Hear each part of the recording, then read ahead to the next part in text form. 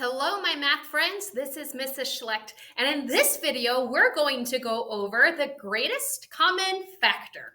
All right, my friends, so you know that there's a few different materials you'll need to be successful for this activity. First, you're going to need your Envision textbook with our little robot friend on the front. Second, you're going to need your math notebook to take great notes.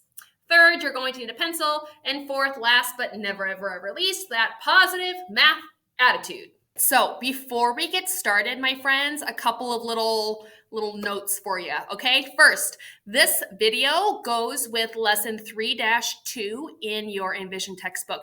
But we're actually kind of splitting that lesson up for 2 weeks because, my friends, there's some big old important concepts that happen in lesson 3-2 that I really want to make sure we get before we move on, okay? So this video is, again, for the greatest common factor. And that's actually part 1 of lesson 2-3.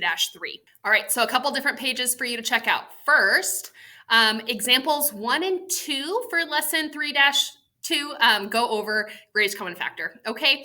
But then also that key concepts page is on page 132, and there's kind of like 2 parts to it, and you'll see what I mean if you actually look at it, but we're just looking again at greatest common factor. All right, my friends, so first let's talk about this word factor. Now, factor should not be a brand new word for you, all right? Factor, you probably first heard about that word like in 3rd grade when we were talking about multiplication. So you probably heard of a factor in this sense, right? You had a factor times another factor, and then that gave you the product or the answer to your multiplication problem. So using the same process, but with numbers now, I have a factor of 3 times a factor of 5, and that gave me a product of 15, correct?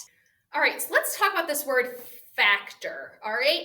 I don't know about you, but does this word remind you of the word factory? Okay, so that might kind of seem like a stretch, but stick with me on this whole analogy here for a second, okay?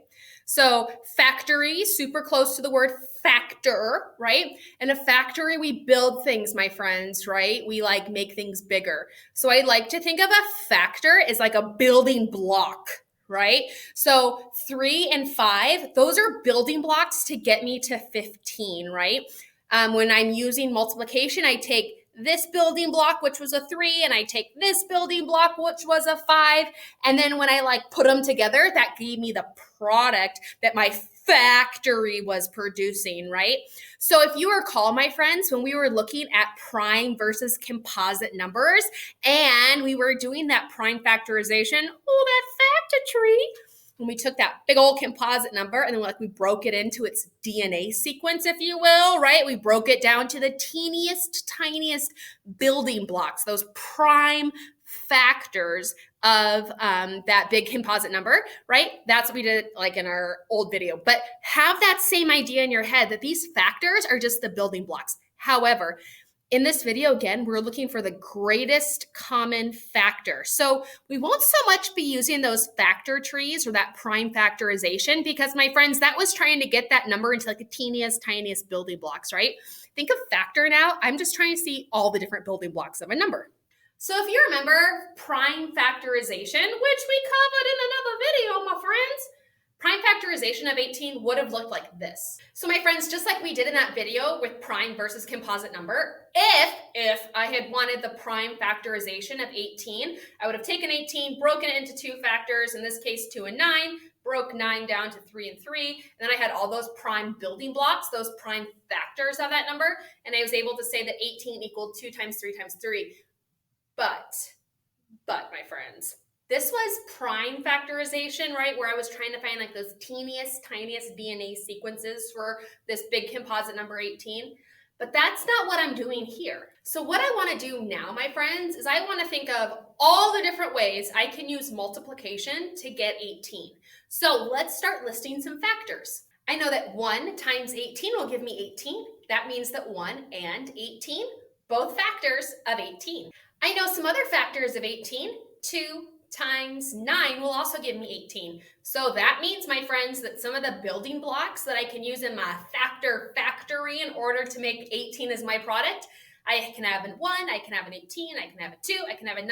Are there other ways that we can use multiplication in order to get 18? One more pair of factors that I'm able to use for 18 is 6 times 3. So my friends, these are all the factors, all the building blocks of our product, which was 18, correct? So if I were to ask you, hey, what are the factors of 18? You could tell me 1, 18, 2, 9, 6, and 3. So what this lesson also talks to us about, my friends, is the greatest common factor, all right? So we just went through factors, right? Those are our building blocks. But now we're going to talk about that word common, right? Common means things that we have in common, right? Things that are the same. So what we're doing is, yes, I started with 18, but I want to look at another composite number, and I want to see if there are different factors, those building blocks that those numbers have in common. All right, my friends, so for this next composite number that I want to break down into all the different factors, let's choose 36. So now, what are some factors? What are those numbers that I can multiply together in order to get 36? Well, first, just like every single number, 1 times itself, that's a factor pair, right? What else? How else can I use factors in order to get 36? Some other factors, 2 times 18, those are both factors of 36. 3 times 12, also factors of 36. 6 times 6, also factors of 36. Another factor of 36, 9 times 4. So again, my friends, here are different factors that I can multiply together, those different building blocks that I can use in order to get a product of 36, right? 1 times 36, 2 times 18, 3 times 12, 6 times 6, 9 times 4. So again, these are all factors of 18, and these are all factors of 36. All right, so here's where the whole greatest common factor comes into play, all right? First, we took 2 composite numbers and we broke them down into all their different building blocks, all factors that helped us get that composite number, right, as our product. So now what we're going to do, my friends, I'm going to take my black marker and I want to circle all the numbers that they have in common. Let's see, I see a 1 here and a 1 over there. Hey, that's a common factor. Let's see, I see an 18 over here and an 18 over here. Hey, that's a common factor. I see a 2 over here and a 2 over here. Guess what? That's another common factor. Let's see, I see a 9 over here and a 9 over here. Holy smokes, my friends, that's another common factor. Let's keep on going. I see a 6 over here. Any 6s over here? Holy cow, there's 2 of them. And now I have a 3 over here. I don't know, any 3s over here in the 36 factor land? Yeah, there's another 3 over there. That means that that's another common factor. So you'll notice that every single factor for 18 happens to have a buddy over here for 36. Pretty cool. But I want you to pay close attention to 12 and 4. Notice that those factors are not circled, and that's because, my friends, they don't have a buddy over here. How sad is that, right? Common means it's the same. So we're only circling those factors, those building blocks that are over here on the 18 side and over here on the 36 side. All right, my friends, so a couple of different things going on here. Now, we know that we have listed all of the different factors or all the different building blocks for 18 and for 36. Then we circled all of those numbers, all of those building blocks, all of those factors that they had in common that were the same, correct? And so then what I did, my friends, is I just wrote them in a list to kind of simplify it and make my brain a little more organized, right? So here are the common factors of 18 and 36. 1, 2, 3, 6, 9, and 18. You'll notice over here that I crossed some of them out.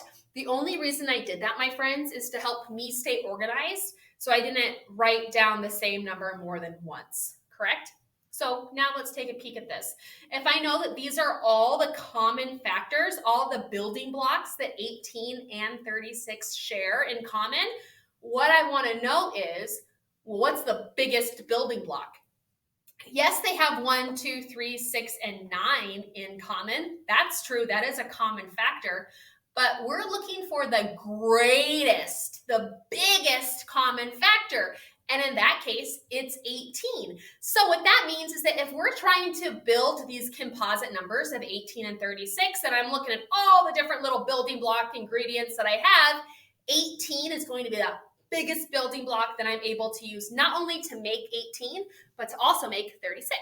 So my friends, in case you didn't notice that problem that we just did where we found the greatest common factor between 18 and 36, that actually came from your Envision book. It was on page 133 and that was number 9. But I want to look at one more problem with you. We're still on page 133, but this time let's look at number 11. So for number 11, my friends, it's asking me to find the greatest common factor between 100 and 48. So just like we did in that last problem, my first step is I'm going to write all the factors for 100. All right, so here are different factors or those different building blocks that I can make in my factory in order to get 100 as my product. I can do 1 times 100, 2 times 50, 4 times 25, 5 times 20, and then 10 times 10. So again, these are factors of 100, but I now need to find out the factors of 48.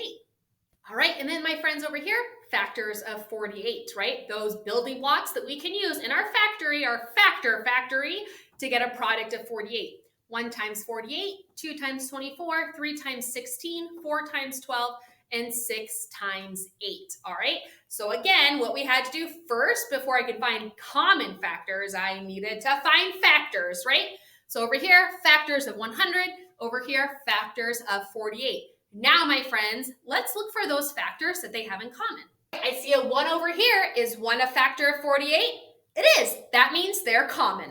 Let's keep going. How about 100? Is 100, it's a factor of 100. Is it a factor of 48? Nope, that way it's not a common factor. How about 2? I see 2 is a factor of 100. Is 2 also a factor of 48? It is. That means it's common. All right, now I have 50 as a factor of 100. Is 50 a factor of 48? It's not. Therefore, it's not a common factor. Let's keep going. I see 4 as a factor of 100. Is 4 also a factor of 48? It is. It's common. All right, now let's keep going. I see 25 as a factor of 100. Is 25 a factor of 48? No, it's not. All right, I see 5 as a factor of 100. Is 5 a factor of 48? No, it's not. I see 20 as a factor of 100. Is 20 a factor of 48? No, it's not, my friends. I see both 10 times 10, right? Those are factors of 100. Is 10 a factor of 48? No. It's not, my friends. So if we're looking, there's only 3 common factors between 100 and 48, and that's 1, 2, and 4. 1, 2, and 4. Now again, my friends, yes, I know that there's tons of different factors that can help me build the numbers 148, but we're only looking for those factors that they have in common, those shared common factors, right? And we know that that's just 2, 1, and 4, but what's the greatest, what's the biggest common factor between 148? Well, I don't know about you, but I'm pretty sure it's 4 because 4 is bigger than 2 and 4 is bigger than 1. All right, my friends, so that was just a quick run through of lesson 3-2, part 1 that went over greatest common factor. If you have any other questions, please let me know.